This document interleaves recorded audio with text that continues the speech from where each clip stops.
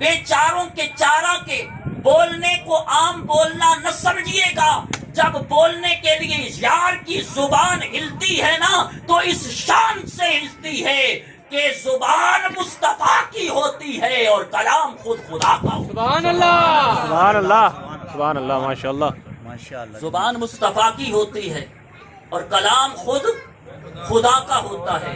میں عرض کر رہا تھا جناب بندہ کہ اللہ رب العزت ارشاد فرماتے ہیں اے محبوب فرما دیجئے کہ جب تمہیں اللہ کا فضل ملے، اللہ کی رحمت ملے، وہ رحمان تم پر اپنی مہربانیوں کے دروازے کھولے، وہ تمہیں کسی نعمت سے نوازے، تو تم نے اللہ تعالیٰ کی طرف سے نعمت ملنے پر کیا کرنا ہے؟ خوشی کرنی ہے. کیا کرنا ہے جناب؟ خوشی کرنی ہے. اللہ تعالیٰ کی طرف سے نعمت ملنے پر. اب پڑھے لکھے احباب کی توجہ چاہوں گا. جب ہم قرآن و احادیث کا مطالعہ کرتے ہیں تو یہ بات سامنے آتی ہے کہ نعمت ایک وسیع موضوع ہے. نعمت ایک وسیع موضوع ہے. اللہ نے دیکھنے کے لیے آنکھیں دی ہیں، یہ بھی اس کی نعمت ہے. سننے کے لیے کان دیے، یہ بھی اس کی نعمت ہے. بولنے کے لیے زبان دی، یہ بھی اس کی جانے کل ہے وہ سارے بولے سو بولنے کے لیے زبان دی، یہ بھی اس کی نعمت ہے. پکڑنے کے لیے ہاتھ دیے، یہ بھی اس کی نعمت ہے. جناب والا چلنے کے لیے پاؤں دیے، یہ بھی اس کی نعمت ہے. آسمان کا چھت ہے، زمین کا فرش ہے، چاند کی چاندنی ہے، سورج کی آب و تاب ہے، ستاروں کی چمک اور دمک ہے، پھولوں میں خوشبو ہے، پھلوں میں جناب والا رس ہے، مٹھاس ہے، دریاؤں کی روانی ہے، یہ مہکتے ہوئے چمن ہیں.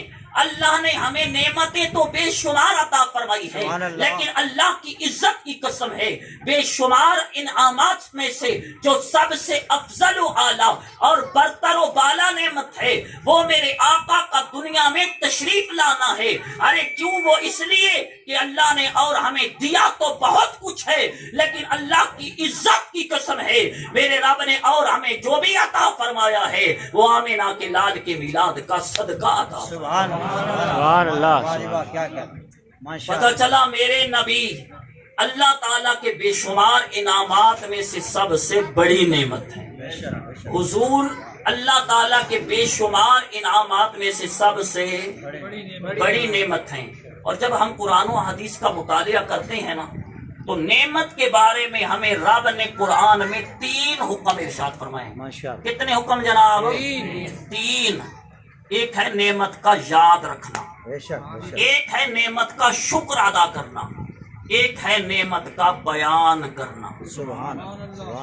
اگلی ساری میری گفتگو انہی 3 جملوں پر ہوگی، 3 احکامات پر ہوگی اور انتہائی مختصر ہوگی، لیکن آپ کا ذوق مجھے ضرور درکار ہوگا. اللہ تعالیٰ کا پہلا حکم کیا ہے کہ اس کی نعمت کو یاد رکھا جائے. اللہ تعالیٰ کا پہلا حکم کیا ہے جناب؟ اس کی نعمت کو یاد رکھا جائے. اللہ تبارک و تعالیٰ ارشاد فرماتے ہیں یا بنی اسرائیل اذکروا نعمتی التی انعمت علیکم وانی فضلتکم علی العالمین.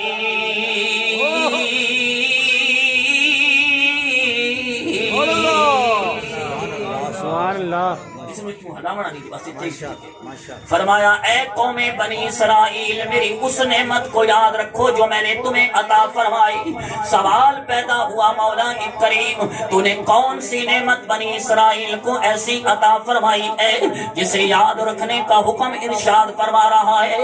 رب کا قرآن فرماتا ہے اے بنی اسرائیل کی قوم میری اس نعمت کو یاد رکھو جب فرعون تم پہ مسلط تھا، وہ طرح طرح کے تم پر ظلم کرتا تھا، وہ تمہاری عورتوں کو تو چھوڑ دیتا تھا مگر وہ تمہارے بیٹوں کو ذبح کر دیتا تھا. اس کے اندر تمہارے لیے بڑی آزمائش تھی، لیکن میں نے تم پر کرم فرمایا، تمہارے اندر اپنے پیارے نبی حضرت موسیٰ کلیم اللہ کو مبعوث فرمایا. جناب موسیٰ کلیم اللہ تمہارے اندر آئے، تمہیں فرعون کے مظالم سے نجات مل گئی. لیکن اے بنی اسرائیل کی قوم خبردار میری اس نعمت کو بھلانا نہیں ہے، اپنے قلوب و اذہان میں اسے زندہ رکھنا ہے، اسے یاد رکھنا ہے۔ میں نے کہا مسلمانوں یار ذرا غور کرو، قوم بنی اسرائیل میں حضرت موسیٰ آتے ہیں، اللہ فرماتا ہے اس نعمت کو یاد رکھنا ہے، بھلانا نہیں ہے۔ یار جب حضرت موسیٰ کا دنیا میں آنا یاد رکھنا لازم ہے، تو میرے آقا کا دنیا میں تشریف لانا بطریق اولا یاد رکھنا لازم ہے۔ آپ کہیں گے وہ کیوں؟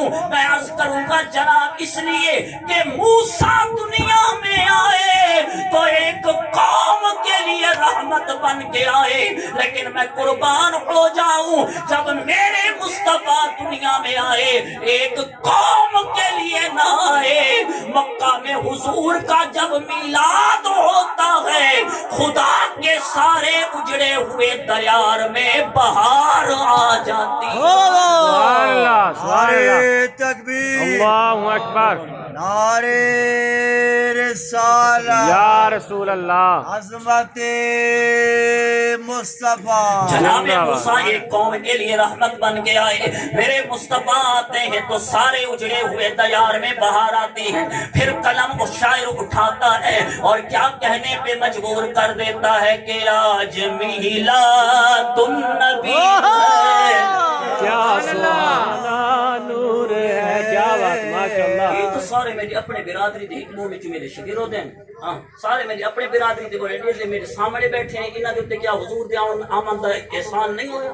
سبحان اللہ جی، سامنے والے بولے سو یار آج میلاد النبی ہے، کیا سہانا نور ہے، آج میلاد النبی ہے، کیا سہانا نور ہے، آ گیا وہ نور والا جس کا سارا نور ہے، یا اللہ جو تیرے نبی کی نعت میرے ساتھ مل کے پڑھے اسے مدینے لے جا اور اسے مہینے لے جا۔ آج میلاد النبی ہے، کیا سہانا دور ہے، آ گیا وہ نور والا جس کا سارا نور ہے۔ میں نے ایک آیت کریمہ پڑھی، رب فرماتا ہے کہ میری نعمت کو یاد رکھو، سبحان اللہ۔ اس پر میں نے ایک آیت پڑھی، ایک حدیث پاک پڑھ کے گفتگو کو آگے لے کے جاؤں گا۔ کتاب کا نام ہے مسلم شریف، راوی کا نام ہے حضرت ابو قتادہ رضی اللہ تعالیٰ عنہ، باب الصوم ہے یعنی روزہ علی بیان۔ واہ جی واہ، ماشاءاللہ۔ باب الصوم کے اندر یہ حدیث پاک موجود ہے، جناب حضرت ابو قتادہ فرماتے ہیں حضور علیہ الصلوۃ والسلام ہر پیر کو، ہر کس کو جناب؟ ہر پیر، ہر پیر کو، ہر پیر، ہر سوموار، ہر دوشنبہ، ہر منڈے، یہ زبان مرضی سمجھ لیں، سبحان اللہ، ہر پیر، ہر سوموار، ہر دوشنبہ، ہر منڈے کو میرے آقا روزہ رکھتے تھے۔ کیا کرتے تھے حضور؟ روزہ رکھتے تھے، روزہ رکھتے تھے۔ حضرت جناب ابو قتادہ فرماتے ہیں حضور سے پوچھا گیا یا رسول اللہ ہر پیر کو آپ روزہ کیوں رکھتے ہیں؟ سرکار نے فرمایا فیہ ولدت وفیہ انزل علیہ، اے میرے امتیوں میں ہر پیر کو اس لیے روزہ رکھتا ہوں کہ ایک اس دن مجھے قرآن ملا اور ایک اس دن اللہ نے مجھے میرا میلاد فرمایا۔ سبحان اللہ، اب محدثین اکرام جو صاحب ذوق لوگ ہیں، جن کی زندگیاں مصطفیٰ کی محبت میں مصطفیٰ کی شانیں لکھتے گزری ہیں، وہ لکھنے پر مجبور ہوئے، فرماتے ہیں سنو لوگو فیہ اشارۃ الی مولود یوم مولدہ صلی اللہ علیہ وسلم، فرمایا اس کے اندر اس بات کا اشارہ ہے کہ حضور پیر کو روزہ رکھ رہے ہیں کہ یا اللہ تو نے اس دن مجھے قرآن عطا فرمایا، تو نے اس دن میرا میلاد فرمایا، لہذا میں اس دن کا روزہ رکھ کے تیری اس نعمت کو یاد رکھ رہا ہوں۔ سبحان اللہ، کیا کہہ رہے ہیں، ماشاءاللہ۔ پہلا حکم کہ اللہ کی نعمت کو کیا کیا جائے جناب؟ یاد یاد رکھا جائے، ماشاءاللہ۔ اسی طرح اگر آپ بولتے رہے تو میں جلدی آپ کی جان چھوڑ دوں گا۔ دوسرا حکم کیا ہے کہ اللہ کی نعمت کا شکر ادا کیا جائے، اللہ کی نعمت کا شکر ادا کیا جائے۔ فرمایا وشکروا للہ، اور ایک جگہ ارشاد ہوا لئن شکرتم لازیدنکم، اے میرے بندو تم میری نعمتوں کا شکر ادا کرو گے تو میں تمہاری نعمتوں میں اضافہ فرماؤں گا، میں تمہاری نعمتوں میں اضافہ فرماؤں گا، میں تمہاری نعمتوں میں اضافہ فرماؤں گا۔ اس پر ایک آیت کریمہ میں نے پڑھی، ایک حدیث پاک اور گفتگو آگے۔ کتاب کا نام ہے بخاری شریف، راویہ کا نام ہے ام المؤمنین حضرت اما عائشہ صدیقہ طیبہ طاہرہ عابدہ ساجدہ عالمہ فاضلہ متقیہ مجتہدہ صدیقہ بنت صدیق رضی اللہ تعالی عنہا۔ سبحان اللہ۔ آپ فرماتی ہیں کہ میرے آقا علیہ الصلوۃ والسلام نماز عشاء پڑھ کے اتنا لمبا قیام فرماتے کہ زیادہ دیر کھڑے رہنے کی وجہ سے حضور کے پاؤں مبارک سوج جاتے تھے، حضور کے پاؤں مبارک قدمین شریفین سوج جاتے تھے۔ سرکار سے عرض کیا کہ آقا آپ محبوب خدا ہو، آپ کا صدقہ اللہ نے آپ کے اگلوں کو بھی معاف کیا، آپ کے پچھلوں کو بھی معاف فرما دیا۔ آقا آپ تو وجہ تخلیق کائنات ہیں، آپ محبوب خدا ہو کر عبادت میں اتنی محنت فرما رہے ہیں۔ بخاری شریف کے الفاظ ہیں، سرکار نے اس سوال پر فرمایا افلا اکون عبدا شکورا، اے میرے امتیوں کیا تم یہ کہتے ہو کہ میں اپنے رب کا شکر گزار بندہ نہ بنوں؟ یعنی میرے رب نے جو مجھے اپنا عرفان عطا فرمایا، مجھے کامل و اکمل قرآن عطا فرمایا، مجھے رحمت للعالمین بنایا، مجھے سید العالمین بنایا، مجھے خاتم النبیین بنایا، اللہ نے مجھے بے شمار نعمتوں سے نوازا ہے، اور میں اس انداز میں رب کی عبادت کر کے رب کا شکر ادا کر رہا ہوں۔ سبحان اللہ۔ تو آئیے رب کا شکر ادا کرنے کے لیے ہم بھی پنجابی کے یہ فکرے مل کے پڑھ لیتے ہیں کہ آئے سرکار تے کمال ہو گیا۔ سبحان اللہ۔ تو صحیح اور کمال نال پڑھنا ہے، آئے سرکار تے کمال ہو گیا، بولو آئے سرکار تے کمال ہو گیا، آئے سرکار تے کمال ہو گیا، بیڑا ہویا پار تے کمال ہو گیا، آئے سرکار تے کمال ہو گیا، آئے سرکار تے کمال ہو گیا، بیڑا ہویا پار تے کمال ہو گیا، آئے سرکار تے کمال ہو گیا۔ ہر گھر لوگاں نے مٹھیاں ونڈیاں، سبحان اللہ۔ ہر گھر لوگاں نے مٹھیاں ونڈیاں، ہویا چراغاں تے سج گئیاں گلیاں، سج گئے بازار تے کمال ہو گیا، پڑھو سج گئے بازار تے کمال ہو گیا، بیڑا ہویا پار تے کمال ہو گیا، آئے سرکار تے کمال ہو گیا، بیڑا ہویا پار تے کمال ہو گیا۔ اب آگے اسی وقت قرآن پاک کا پہلا حکم اللہ کی نعمت کو یاد رکھا جائے، دوسرا حکم اللہ کی نعمت کا شکر ادا کیا جائے، تیسرا حکم فرمایا وَأَمَّا بِنِعْمَةِ رَبِّكَ فَحَدِّثْ، فرمایا میری نعمت کو یاد بھی رکھو، میری نعمت کا شکر بھی ادا کرو، اور میری نعمت کو بیان بھی کرو، میری نعمت کو بیان بھی کرو۔ یہ دوجی پارٹی دا عام جے آدمی ہوندا ہے نا، تو سارے پڑھے لکھے کو روک کھڑوندا ہے، آدھا ہوئے سنیوں اے حلوے کھانے کھانے زندگی تاری گزرتی پئی ہے، 11ویں لکھی ہوئی کتھے قرآن ہے تے سارے لکیر دے فقیر آدھن ہاں یار 11ویں دا نا آیا تک کتھا ہی نہیں، تے یار میں کیڑا سونا ابتدا جملہ بولا ہے بھئی تقریر ذوق نال سن سو تا میلاد دا میلاد اعتراض کرنے والے جواب قرآن چڑے گنسو تے حدیث چڑے گنسو، وقتی تساں بے ذوق کے بیٹھے ہو، اللہ ہی ہن کرم فرماوے میں کیا کہہ سکتا۔ ماشاءاللہ۔ رب تبارک و تعالیٰ نے کیا ارشاد فرمایا وَأَمَّا بِنِعْمَةِ رَبِّكَ فَحَدِّثْ، فرمایا میری نعمت کو یاد بھی رکھو، میری نعمت کا شکر بھی ادا کرو، اور میری نعمت کو بیان بھی کرو، سبحان اللہ۔ میری نعمت کو بیان بھی کرو۔ بیان بھی کرو۔ پڑھے لکھے احباب کے لیے یہاں ایک بات کی وضاحت کرنا ضروری سمجھتا ہوں. ایک جگہ حکم ہے اللہ کی نعمت کو یاد رکھو، سبحان اللہ. ایک جگہ حکم ہے اللہ کی نعمت کو بیان کرو. سبحان اللہ. اب یاد رکھنے اور بیان کرنے کے اندر فرق کیا ہے؟ یاد رہے میرے بھائی، یاد رکھنے کا تعلق دل اور دماغ کے ساتھ ہے. سبحان بے اللہ. شک بے شک. آدھے نا جی دعائیاں یاد رکھا کرو، جیسا جواب بنا دیا دل نہ جوست دیو یار بھول سوتا یاد رکھ سا بھولے ہی کنانا. بے شک بے شک. دل کا یاد رکھنے کا تعلق کس کے ساتھ ہوتا ہے؟ دل اور دماغ. دل والے بول سو یاد رکھنے کا تعلق کس کے ساتھ ہے؟ دل اور دماغ کے ساتھ. دل و دماغ کے ساتھ ہے. اور بیان ایک سے دوسرے تک پہنچانے کا نام ہے.